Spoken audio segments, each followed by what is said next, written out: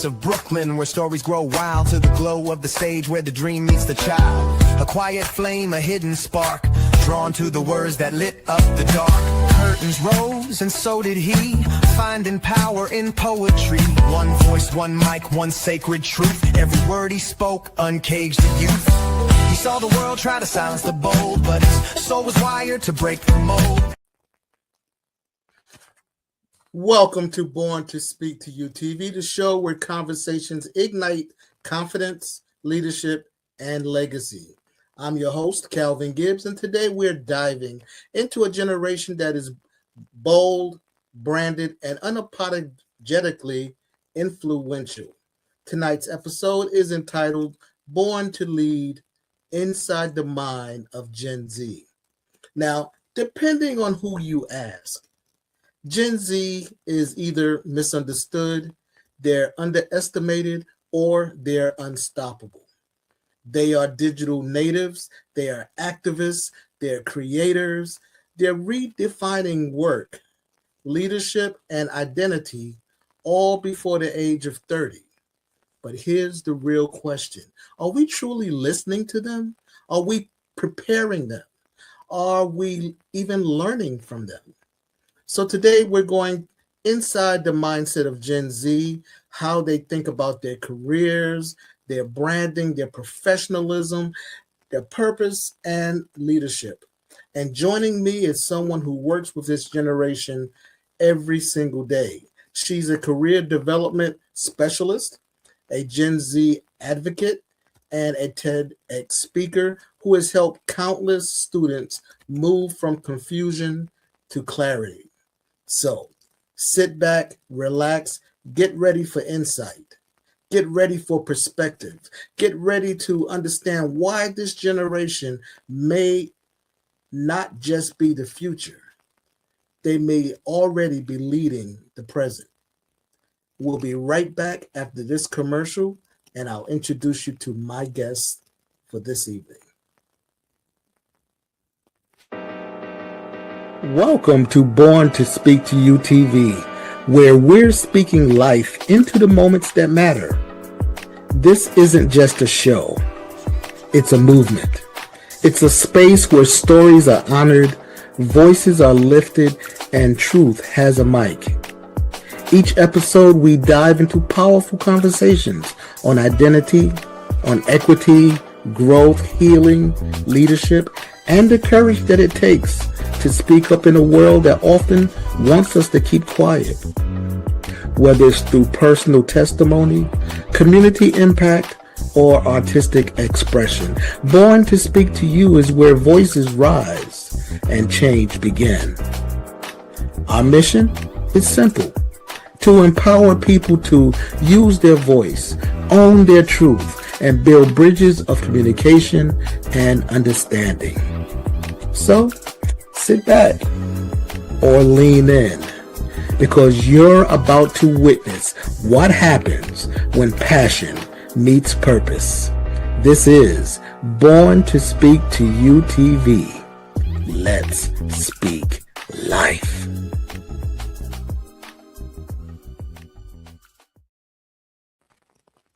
And we are back. This is Born to Speak to You TV. I'm your host, Calvin Gibbs, and my guest today is Jennifer Caldwell.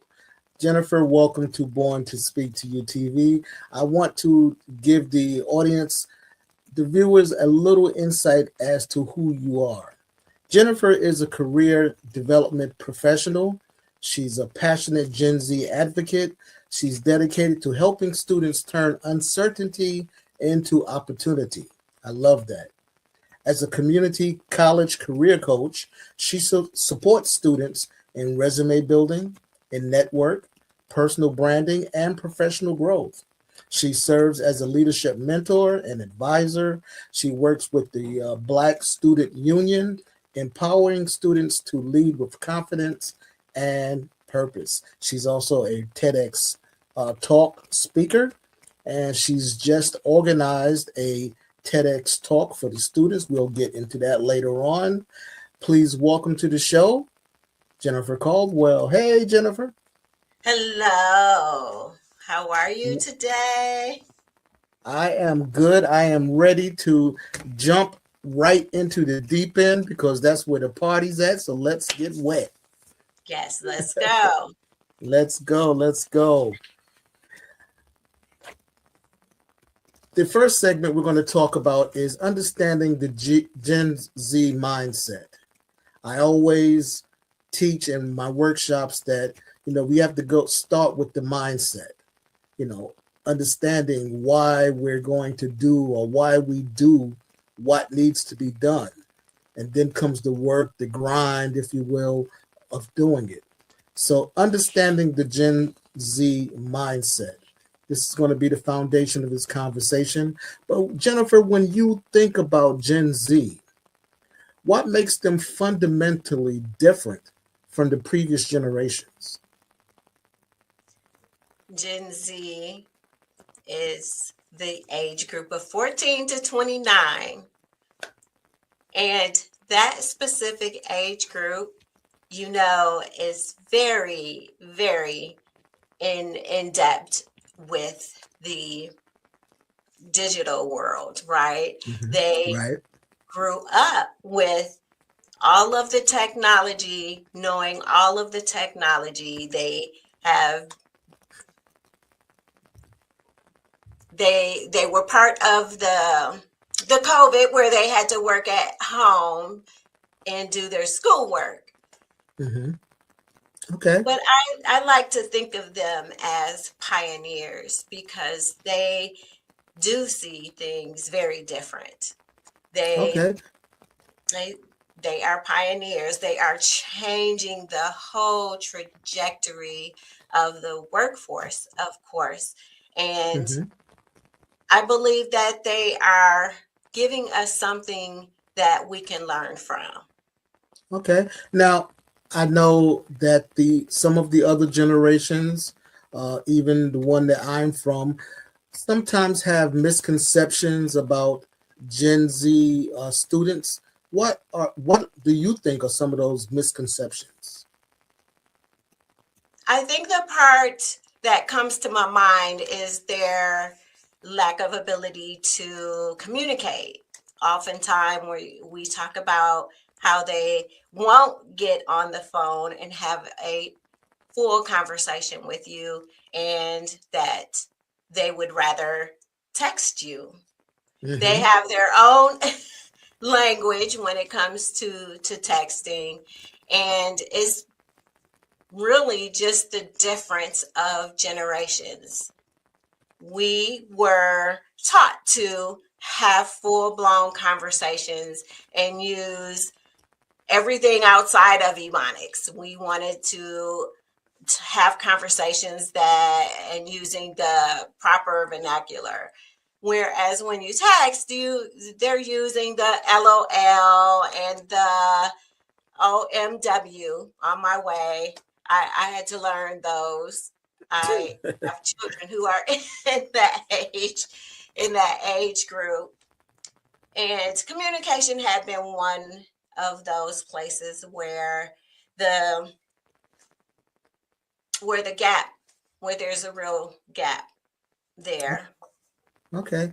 Now, because they grew up in a fully digital world, uh, the first generation to completely do that, what are their expectations about work and about leadership? Because it's got to be a little different because they've had technology and digital uh, help along the way. Well, the big thing now is AI. They have a way better understanding of artificial intelligence and how to use that. And they are, because of the technology that they use, we think of how they use TikTok and how they gather the information from TikTok. Again, the AI world. And can you please remind me your question? I want to make sure I'm answering that. Yes, the question is, how has growing up in a fully digital world shaped their expectations about work and about leadership? Yes, going back to TikTok, that is their a news source. There are a lot of new information that come right out of the social media, and Mm-hmm. that is one of the highlights of the Gen Z generation, is where they are getting their news, and that shapes how they see the world and Mm-hmm. how they move forward with the information that they receive. Okay. Now let's talk about, because we're still talking about mindset. What motivates Gen Z more? Is it money? Is it purpose? Is it flexibility? Or is it impact? I think it's a little of all of those things. Socially, they are the ones, they care about the environment. They care about equity of all people. They also care about mental health. All of those things have an impact on who they will work for Mm-hmm. and what they want to be a part of. And it does impact the workforce. And as far as, let's say, money, um, I have a cousin, not a cousin, a niece who's a in the Gen Z era, and we've had conversations about money on the job. Her feelings is, you hired me to work so many hours a week, X amount of hours per week at this rate of pay to do this job. Now, if you bring in some more work into the department for me to do that's not in that first contract, then she feels that she should be paid additional money for that additional work, or not even be asked to do it at all because this wasn't part of why she was hired. Do you agree with that?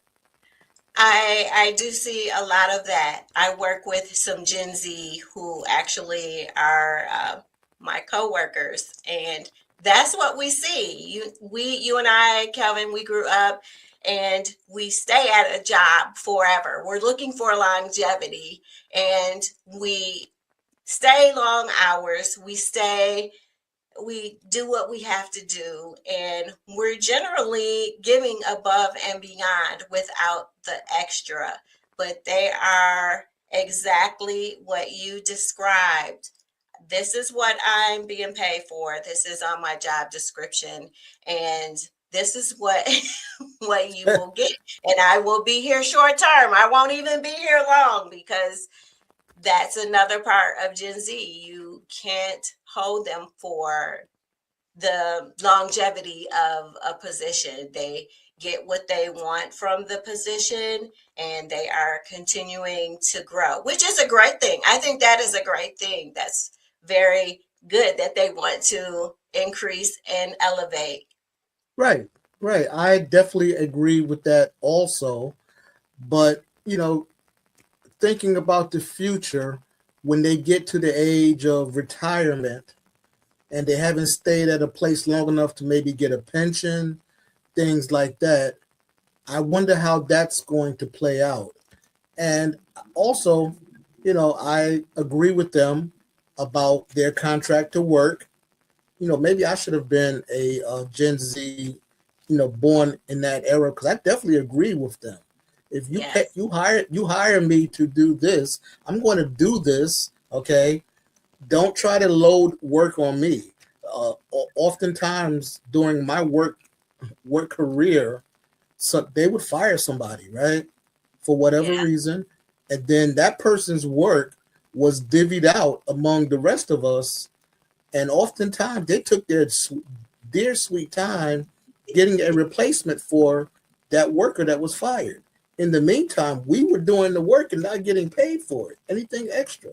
And I, yeah, I the think Gen we're back Z, there. yeah, well, the Gen Z and me had a problem with that. Also flexibility. They let's say today, they'll tell you they don't want you to use your cell phone for personal calls, right? Right. And you only work Monday through Friday, but they don't have a problem calling you on Saturday with a work related issue. And then when you don't answer your phone, they have a problem with that. But it's your phone, it's your personal phone, it's your personal time. So yeah, I kind of agree with them big time, and I see where they're coming from. However, there's always this unknown area. Corporate America calls it being a team player, and they may feel that the Gen Z workers are not being team players. What's your thought on that? Well, I want to address that retirement portion for a Hmm. second. Through some of the research that I've done, there is this thing called micro retirement. And it's going to you'll hear about it more and more. This is a new development with Gen Z, because we know now that they aren't staying long on jobs. We also know that they are doing a lot more entrepreneurial things. They are doing freelance work. They are finding jobs in technology where they can do remote opportunities, which also gives them the opportunity to work when they want to. If they want to take a year off from work, which is called a micro retirement, that's what they do. If they are feeling like they are overworked, a little overwhelmed with things, they will take a micro retirement because they are in the position to do that.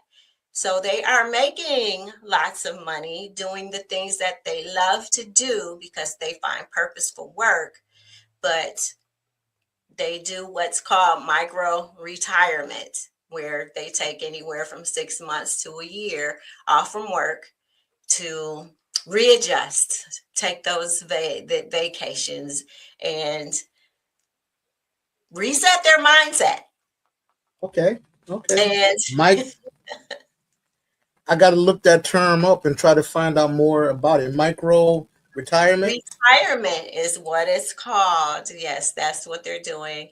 And the Okay. priority there is for their mental health, but they have positioned themselves to be able to micro retire whenever they want, because they're doing freelance work and they are getting the opportunities in the fields where they can.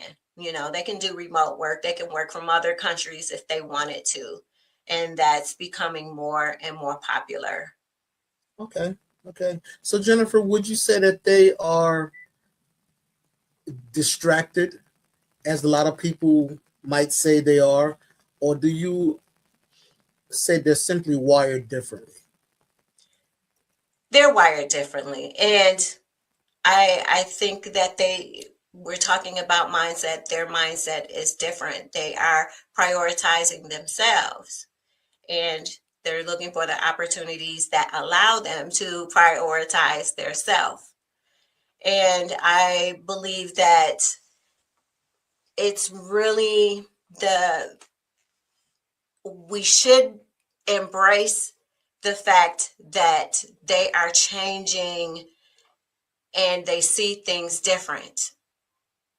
Just think about any relationship. They grow, you grow, your Right. wife grows, and there are differences of opinions in how you see things and how you address those things. And the if you think about the atmosphere around them and what is happening, they should be seeing things in a different way, because they have to make the adjustment with the world. Like AI, we've had conversations recently as I work here at a community college about how students will use that, how we Hmm. will use that. And we're slow about moving in that direction. And they're already using it. They're already pros at using it. They know how to use it very effectively. And it's here to stay. So making that adjustment is necessary. It's moving. We want things to progress into to the new things, and that's what they're doing. They are moving things into a different way of operation, but still getting the work done. They'll do the work. If they're passionate about what they're doing, you can bet that it's going to get done. But just it's so different. Longevity looks different from them for them. We stay at a job, like you said, we sign up for the the benefit packages, the 401ks, all those things to get us ready for that.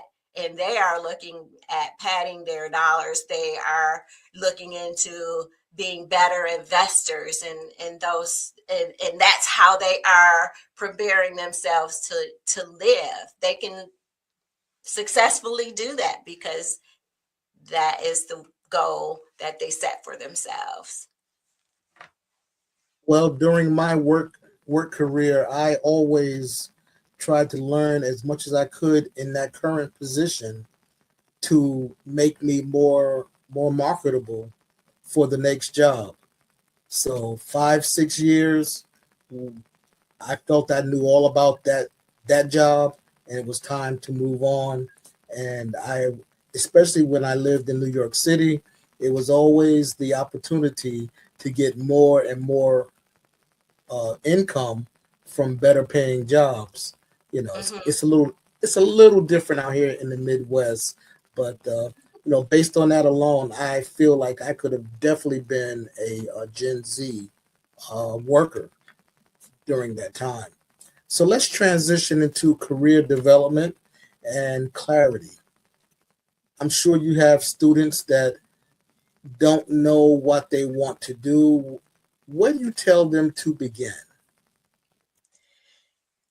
We start with assessments, and Mhm. there are a lot of resources that are available for them to explore what they like and what their interests are. And with those combined, there are also resources where they can set a trajectory if they want to pursue education in the formal way. There is information that tells them how much education, how many years they would go to school for, and what they would get paid in 4 years. What is the trend? Will that job even allow them to live the type of life that they want to live? And then they also have the opportunity to build upon those freelance opportunities. Do they want to start a business? What would that business be? So we dabble a little bit in all of those. Whatever they say that they are interested in, that's the direction we take them in. Okay. So can you delve down just a little bit and tell us how those career assessments actually help students discover direction? They usually just confirm what they already know. They Okay. really it just really confirms that okay, this is things that I the things that I'm interested in and the things that I like. There are some that actually give you the words. Let's say, for example, you like to develop others, but you're not sure that's what it's called, and you don't know how to use that skill. You're not sure who would use that skill. There are tools that give you the top 10 skills that you have, and it will also help give you the words. So if you're putting it on your resume, that it gives you the words for that, and it Mhm. also connects you to career paths that hire people who develop others.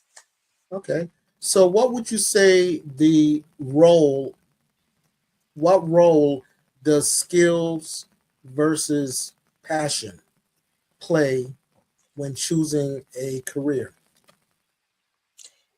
I feel that you find your passion first. You decide what it is you love. You find the thing that you love to do, and then the skills are all the things that you do to enhance that. That is how you use. Wherever your passion is, you will use your skills. If your passion is to,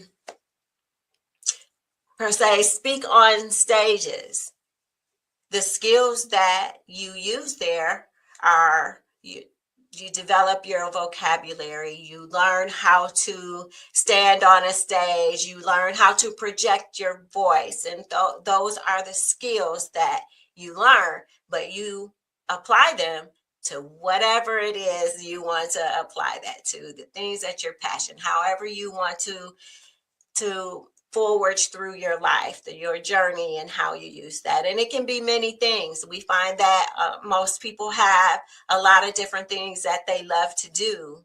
And a lot of times that's how we help them. If they're young, you can explore all of those avenues. Pick one, let's develop it, let's roll through that. When you're ready for the next one, let's do that too. So Got you. So how important would you say personal branding is for Gen Z, even before graduation? Oh, personal branding. That is the buzzword around here right now. Mm-hmm. Personal branding is very, very important. You want to understand what you're portraying, how you want people to view you. And personal branding, you have to do research on that too. You have to find out what is it you want people to think of you. What is it? What's your brand? How do you want people to engage you, and how do you want to engage them? And I think of all the social media platforms that are out there, and with each and every one is just being aware, being intentional with the information that you put out there, because once it's out there, people see it and they can decide if they want to buy into your brand or not. And personal branding is very, very important. So besides social media, what is one career mistake you see Gen Z students make repeatedly besides social media? They aren't being intentional. They aren't taking the time to plan and set goals. That's so important. Through all of the things that I've done vision board events as part of goal setting. I've done career maps, which is part of really projecting, visually taking out of your head those things that you want to see happen and placing it outside of you so that you can see it and you can plan how you're going to make those things happen. That's where you find out if there are skills that you lack, there are skills that you need to develop more, or you are very, very good at this skill. You've got that one. So what's next? How do you put those into a package, into your brand, and make that work for you? Yes. So planning and goal setting and being intentional, that's what's missing. Okay, got you. Thank you for that. We're going to put a pin in this right now, and we're going to have a short video, and then we'll be back with more conversation on Born to Lead inside the mind of Gen Z. This is Born to Speak to You TV. We'll be back in 60 seconds.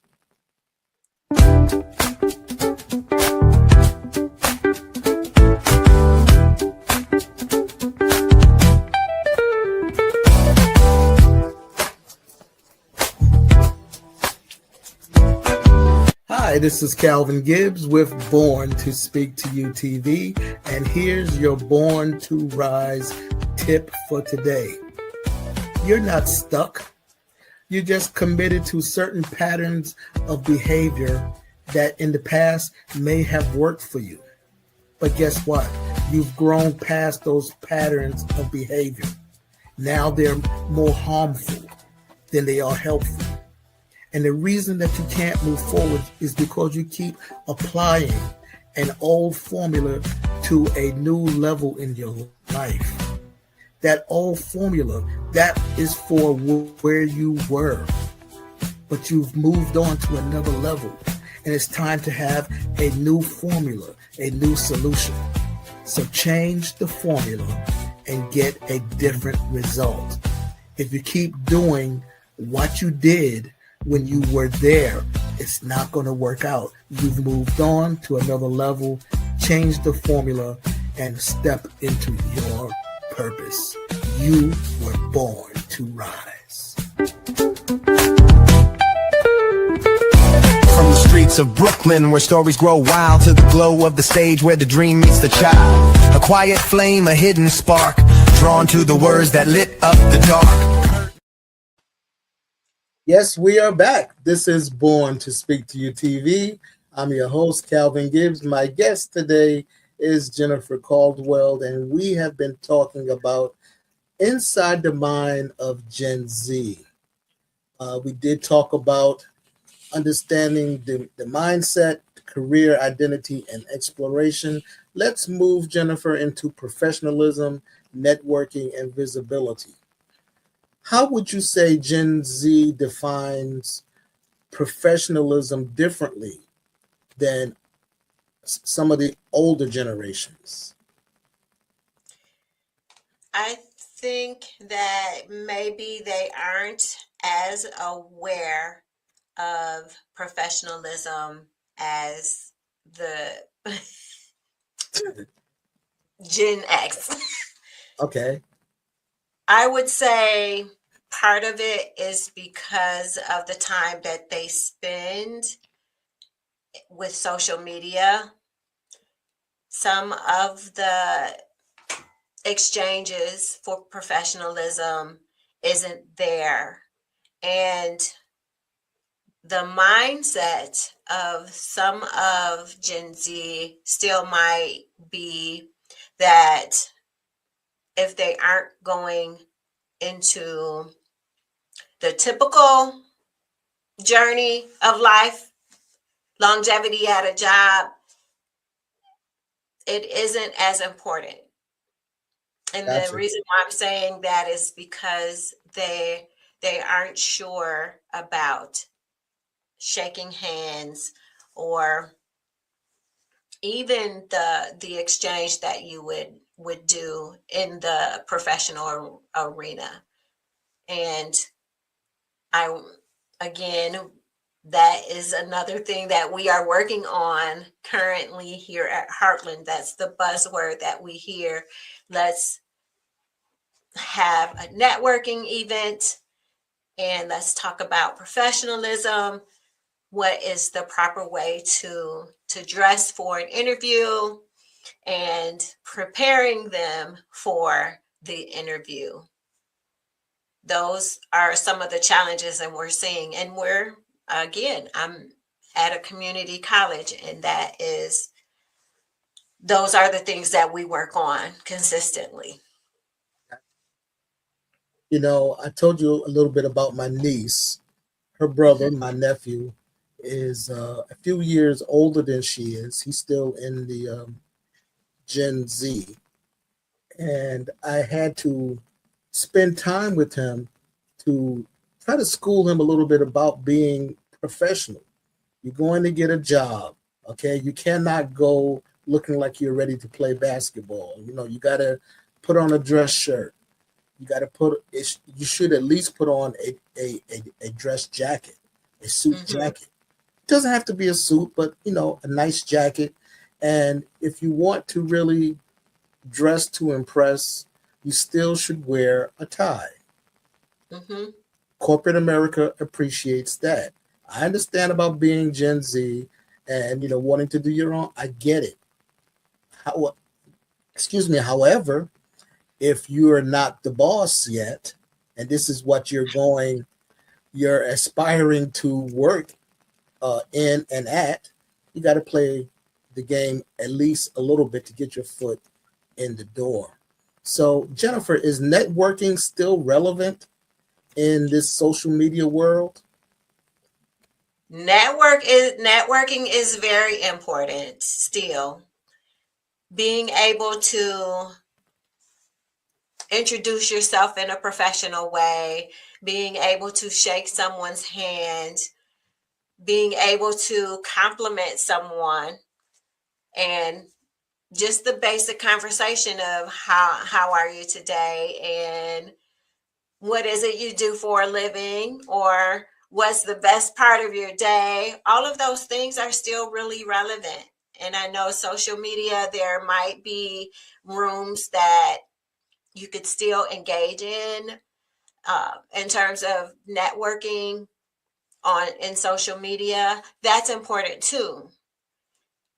So networking can definitely help you find out information that you didn't know. Like, we have career fairs here on campus, and Mhm. when we are promoting it, we ask that come make sure your resume is available. Let's talk about how you introduce yourself, and visit the tables and the businesses that you have no clue what they do, and just say, I've never seen your business before. What do you do? You always find out something that you didn't know. Oftentimes you find out that these places might not be hiring for what you thought they were. And that's the biggest secret that happens. They walk up to a table, and maybe they're an HVAC person, and they're talking to the police stations.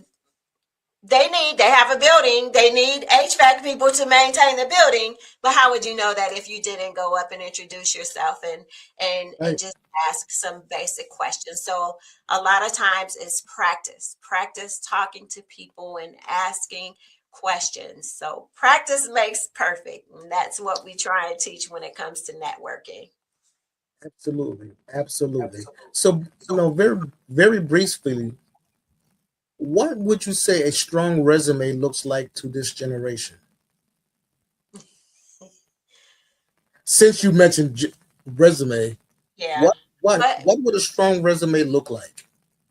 a strong resume, we tell everyone when they are doing their resumes to match it to the job description. If you take whatever the job is that you desire to have, and you match that with your resume, make sure that you can do the job, but make sure that you're using some of those keywords in your resume. And also put the relevant information at the top, because there are tracking systems now, and they are using the keywords that are in the job description to pinpoint the resumes that they want to then send to a person. And once it reaches a person, 4 to 7 seconds is all that resume is going to get. The studies show that that is all people are hiring personnel is spending on looking at it. So making sure that all the information is at the top, all the relevant information to the job. So you have the summary, you have the skills, then you go into the work experience, and then your education. Now, Yeah. I can imagine being a Gen Z student going into a professional space, some area that you're not used to being in that space.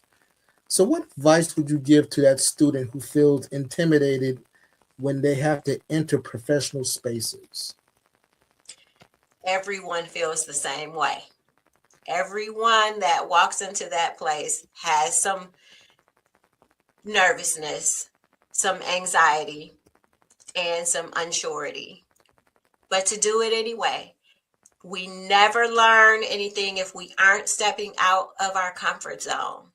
If you're comfortable and it feels good, and then you're doing it wrong. It should be uncomfortable. It should be uncomfortable meeting new people, not knowing what to say. That's why you practice. Practice makes perfect. Whatever it is you want to accomplish, practice. Practice your personal introductory story. You know, we talk about the elevator speech, which is if you got into an elevator with the person who could hire you at the job that you want, you have only that elevator ride to impress them. What would you say? So that's why that's what we say, you know, if you find that opportunity and that's the only opportunity you have to impress the person that can say yes to your application, what is it do you want to say? And that's what we practice. Okay. Very good. Thank you so much for that. We are going to take a short break. We're going to have a word from our sponsor, and we'll be right back. This is Born to Speak to You TV, and I'm Calvin Gibbs, your host. See you in 60 seconds.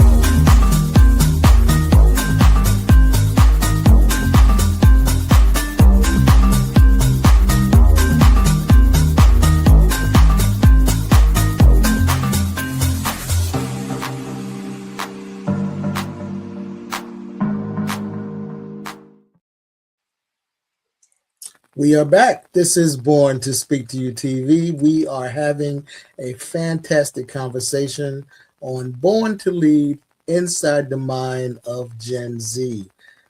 Jennifer Caldwell is my host, and she's been giving us nuggets of experience of her work with Gen Z students. I want to move now into leadership and advocacy.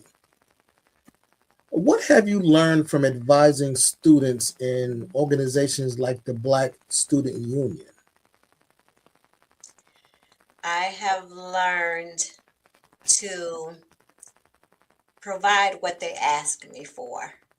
Hmm. I have a wealth of experience and knowledge and wisdom, and I just want to give it all to them, right? They want to do it themselves. They want the opportunity to have autonomy, and I have to, even if I see things, either find a creative way to say it. You know, some things as an advisor, you do need to say some things. There are some things, okay, you guys know that's just not what we're doing. But for the most part of it, letting them make the decisions of the directions of their club and what they want to do, how they want to do it. That's their experience. Mine is to advise, guide, and make sure that they are okay and they have what they need. Okay. So Jennifer, would you say that Gen Z's approach to activism is different than the previous generations as well? In terms of activism, I think because of their passion, and they really are in the social arena where they are really, really about social justice. I think they are learning to use their voice more. They are learning to use their voice more. And I wouldn't be surprised if someone from Gen Z or multiple ones from Gen Z take the place of Jesse Jackson in some of the other speakers, because they they will stand up for what they believe.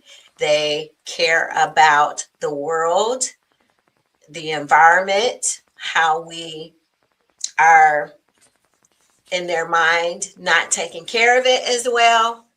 And I would love to see, and I'm pretty sure we'll see a lot of them moving into the government, Okay. making Okay. policy changes. Yes. Okay. So I was going to ask, do you feel that we are uh, preparing them properly, or are we failing? But from what you just said, it might lean more towards we are getting them ready for what's coming. I'd like to think that we are. I'd like to think that we are at least making sure that they know where to get the resources that they need. And there are some of us that's like, go ahead, it's okay, Yeah, it's okay, go right on ahead. You have a voice, you use it. So absolutely. Absolutely. You know, one thing I do with my niece and nephew is I always try to tell them to look at a situation as if it's a cube, a block that mhm, has, top, bottom, and four sides. Look at it from all angles. Then make your judgment, your decision. Don't just look at one point of view. Always look at other points of views before you make your decision, because then you can make uh, a more knowledgeable decision, and 9 times out of 10 you'll be right. yeah. So so thank you for that. Jennifer, our last segment is going to be, we're going to talk about the future of work and impact. If you had to describe the future of work through the lens of Gen Z, what would it look like?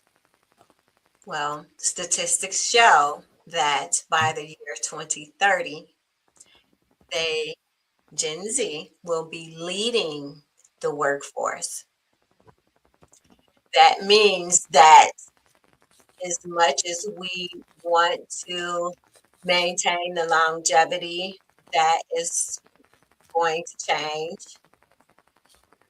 there will be a lot more entrepreneurs that are coming from Generation Z.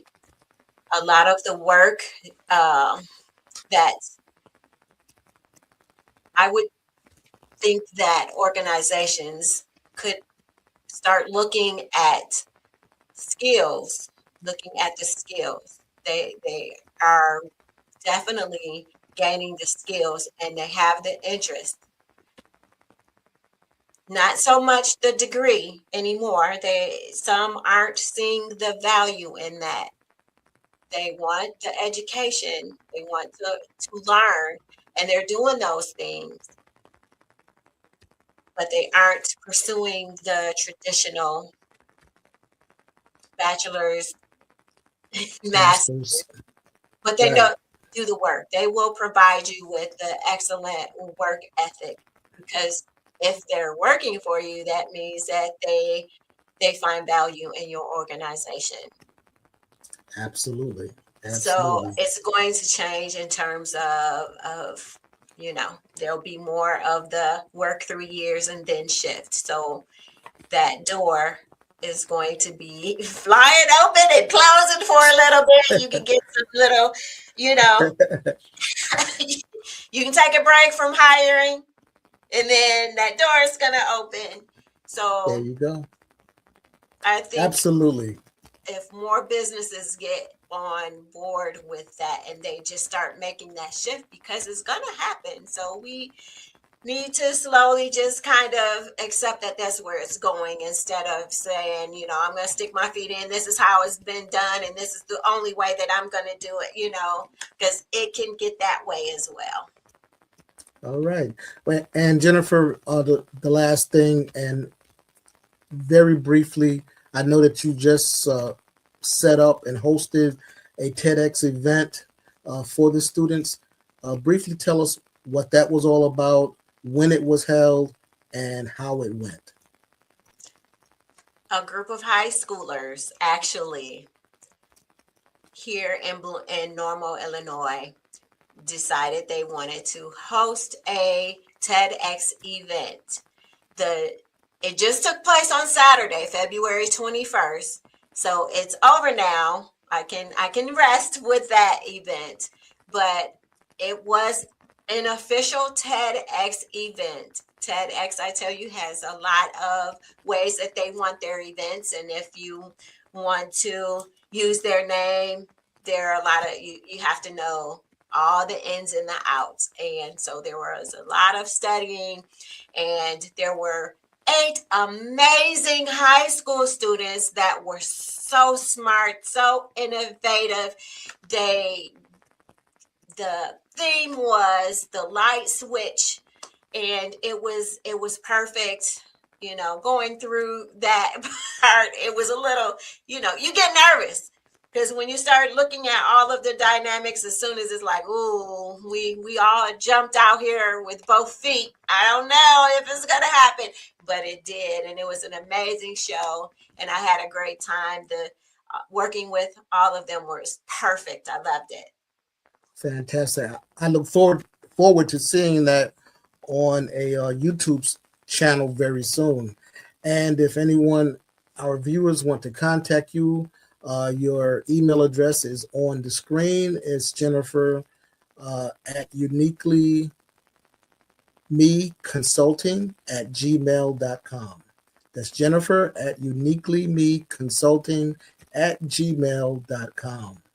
Jennifer, I want to thank you for being a great guest.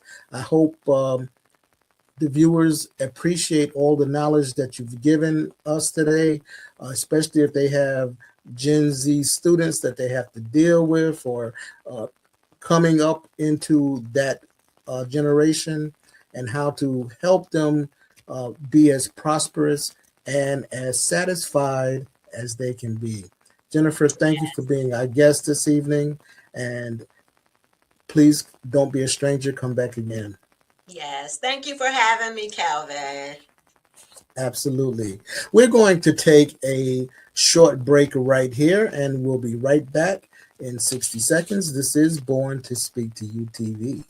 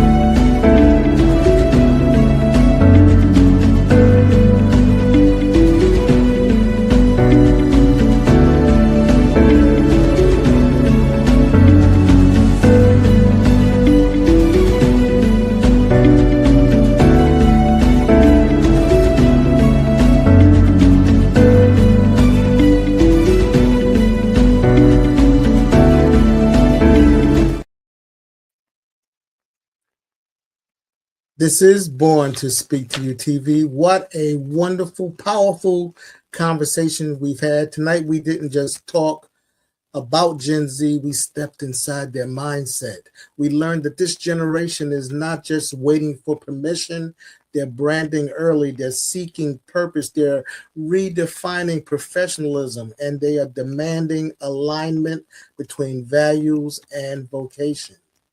If we want stronger leaders tomorrow, we must invest in understanding them today. So here's your call to action. If you're a parent, an educator, an employer, a mentor, or a student, start the conversation. Ask better questions. Listen without judgment. That's the main thing. And help cultivate leadership before the title ever comes. If this episode spoke to you, then I invite you to continue the conversation. Right now on your screen is a QR code. You can scan it and you can watch this episode and others on the Born to Speak to You Facebook page. There it is. Share it. Tag someone. Let's expand this dialogue. I want to thank Jennifer for her insight, her advocacy, her dedication to developing the next generation of leaders. And I want to give a special thanks to DFN Broadcast Studios for providing the platform that allows these important conversations to take place. I'm your host, Calvin Gibbs. This has been Born to Speak to You TV. And remember, you were not born to blend in. You were born to speak. So let's speak life into the moments that matter. See you next time.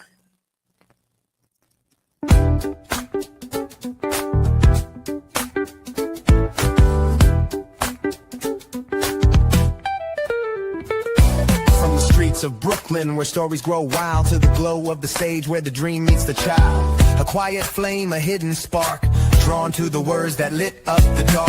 Curtains rose and so did he, finding power in poetry. One voice, one mic, one sacred truth. Every word he spoke uncaged the youth. He saw the world try to silence the bold, but his soul was wired to break the mold. Now he walks in purpose, pure and true. He was born to speak to you. He's got that rhythm in his truth, that fire in his flow. Speaking life into the moment, watch it grow. Every phrase, every beat, a breakthrough cue.